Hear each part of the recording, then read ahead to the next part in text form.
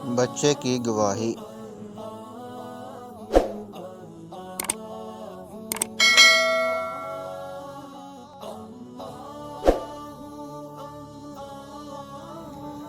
رسول اللہ صلی اللہ علیہ وسلم کی بارگاہ اقدس میں ایک عورت بچہ اٹھائے بغرض آزمائش اور امتحان حاضر ہوئی۔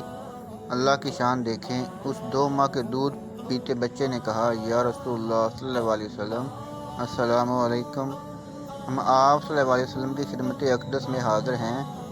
ماں کے چہرے کا رنگ زرد ہو گیا اور غصے سے کہنے لگی، خبردار، خاموش، یہ گواہی تیرے کان میں کس نے سکھا دی؟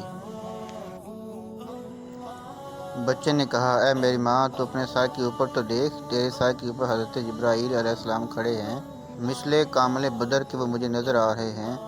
وہ فرشتہ مجھے وصف رسول اللہ صلی اللہ علیہ وسلم سکھا رہا ہے اور کفر و شرک کے ناپاک علوم سے خلاصی اور رہائی دلا رہا ہے۔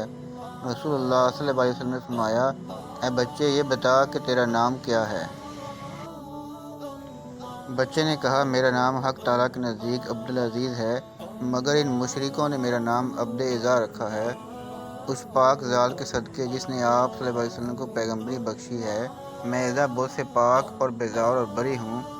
حضور پاک صلی اللہ علیہ وسلم کی نگاہ کے صدقے جنت سے اسی وقت ایسی خوشبو آئی جس نے بچے اور اس کی ماں کے دماغ کو معطر کر دیا۔ آں کسیرا خود خدا حافظ ہود، مرغ ماہی مربرا حارس شہود۔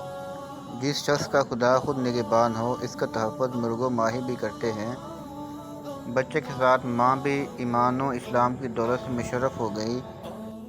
اس نے اسی وقت کلمہ شہادت پڑھا اور مسلمان ہو گئی۔